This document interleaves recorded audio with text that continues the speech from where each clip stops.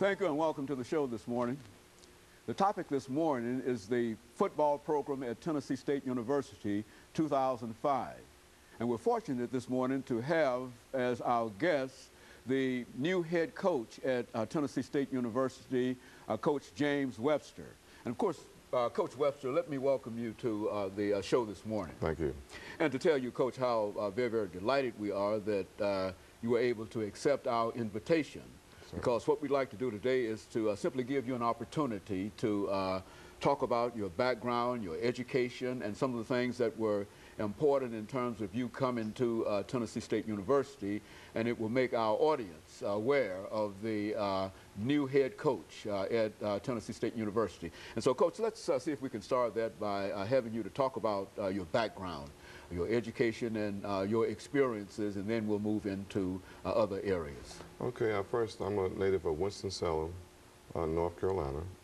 I have to talk about my father and my mom. My father was a captain at Atkins High School in Winston-Salem. He went on to play at Winston-Salem State University, which the older people know as TC.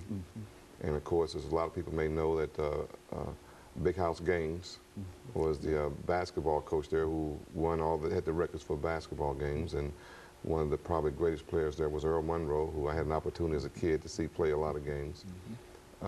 My mother also is a native of Winston-Salem. She attended Winston-Salem State University in the School of Nursing, received her master's and also her doctorates. And she was the dean of the School of Nursing at Winston-Salem State University until she retired. If I talk about myself, I guess I have to go back to all my old high school coaches, because that's probably where I really formed the foundation for who I am today. I can go back to a coach by the name of Henry Jones, Coach Green, and Coach Warren. And of course, this was during a time when you didn't have integration for the high schools. They were all black elementary schools and high schools. And that was a time when by, and you probably can remember this, if you did something wrong, you probably got beat 3 times. Okay. You know, the first person that would beat you, well, maybe more than 3. The teacher would beat you because they had the big wooden paddle if you didn't do right. And of course, I took a lot of classes under my coach, and you just didn't want to do wrong. And then you go to the principal's office, and you get another beating. And then when you got home, you got another beat. Okay. So, you know, that was, and I think that's something that, you know, obviously we don't have that in the school system today, but growing up, that was the type of discipline that we had. And all of my teachers either knew or had taught my father, because it was a neighborhood schools and everybody knew everybody. And because my father had been a good athlete in the school and everybody knew him, they say, you know, you're James' little boy. I say, yeah, well, I'm big now. Okay. You know, but there was high expectations of me because my father had basically set the standards. And all the coaches I had in high school were discipline type coaches. And they were no-nonsense coaches. And you had to go to class, you had to go to school, you had to do your schoolwork, and they really stressed academics. And that basically sets the foundation for my beliefs as far as athletes are concerned. Because I really believe that you can be successful off the football field and successful on the football field.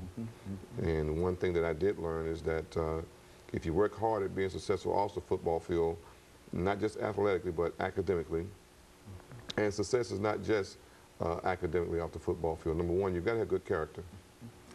You've got to be disciplined. You've got to know how to treat the opposite sex. That is one thing that I know anyone in my program will accept in any way, is any type of abuse, you know, for someone of the opposite sex. You have to know how to treat people. You have to be respectful to people, regardless. I told my football team in my first meeting that you will respect the people that prepare the food. You will respect the people that clean the buildings, the people that does the painting, whatever. You'll respect them just like you respect me. Just like you respect your parents and the way that you respect the people that work there at Tennessee State University. And that's important to me. Good. You know, talking about coming to Tennessee State University, Coach, and we're going to have a commercial break within the next couple of minutes, but I don't want to get you started now.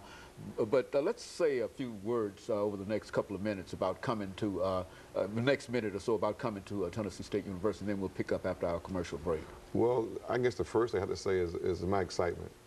You know, I'm very, very excited to be here at Tennessee State University. As I mentioned earlier, I've had opportunities to be a head coach at other universities. I see opportunities. I didn't really pursue them. I think had I pursued them, that I probably could have been named the head coach. But I really didn't feel that it was the right place for me, because in coaching, you don't want to commit what we call professional suicide. That is, going into a program that's never won. It appears they don't have the opportunity to win, and the people in the program really don't know how to win and don't want to win. Okay, Coach, let's hold it right there, because that's some very important information. We're going to have to take our first commercial break, after which we'll come back and pick it up at that point. And we'll be back with you following this very, very short commercial break.